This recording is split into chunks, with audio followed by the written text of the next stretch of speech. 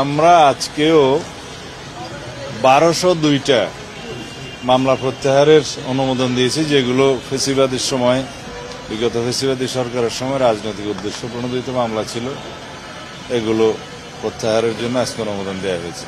এর আগে আমি এখানে আসার পরে 1006টা মনে হয় অনুমোদন দিয়েছিলাম। আর যে সমস্ত মামলা প্রত্যাহারের জন্য বিগত ইন্টারিম সরকারের সময় উদ্যোগ নিয়েছিল, রাজনৈতিক উদ্দেশ্যে হয়রানিমূলক, মিথ্যা এবং বানোয়াট মামলা দিয়েছিল বিগত 17 বছরে রাজনৈতিক কর্মী সহ অন্যান্য সমাজের বিভিন্ন স্তরের মানুষের বিরুদ্ধে, সাংবাদিক সহ, সেই সমস্ত মামলায় বিবেচনা করা হয়েছিল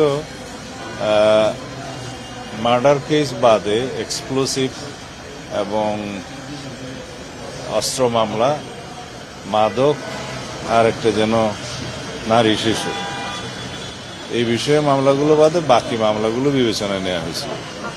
কিন্তু আমার বিরুদ্ধে বহু মার্ডার কেস দেওয়া হয়েছে, বিস্ফোরক তো আছেই, অস্ত্র মামলা আছে, রাজনৈতিক উদ্দেশ্যে এরকম মামলা দেয়া হয়েছে। এগুলো সত্যিকারভাবে যেগুলো রাজনৈতিক উদ্দেশ্যে দেয়া, এগুলো যাচাই বাছাই করে পুনরায় রাজনৈতিক মামলাগুলো প্রত্যাহারের বিষয়ে আমরা আর একটা উদ্যোগ নিচ্ছি, এবং এটা যাতে কোনো অপব্যবহার না হয় সেজন্য যথেষ্ট সতর্কতা অবলম্বন করার জন্য কি করা যায়, কিভাবে যাচাই বাছাই কমিটি করা যায়, সেগুলো চিন্তা করছি। এটা আজকে কালকের মধ্যে সিদ্ধান্ত হবে।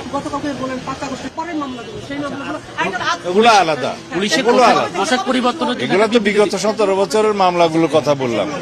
কিন্তু 5 আগস্টের পরে যে সমস্ত মামলায় শয়ে হাজারে হাজারে আসামি করা হয়েছে, এরকম কিছু মামলা আছে। ওখানে হয়রানির উদ্দেশ্যে বিভিন্ন হয়তো শত্রুতামূলক কিছু লোককে আসামি করা হয়েছে বিভিন্নভাবে, কিছু সুবিধাবাদী শ্রেণী, এরকম কিছু আমাদের নজরে এসছে। এগুলো যাচাই বাছাই করে আমরা ফাইন্ড আউট করবো, একটা বিহিত ব্যবস্থা করতে হবে। কারণ আইনের শাসন প্রতিষ্ঠা করতে হবে, আর মামলাবাজির মধ্য দিয়ে যদি কারো হয়রানি হয় তো সেটা আইনের শাসন হলো না।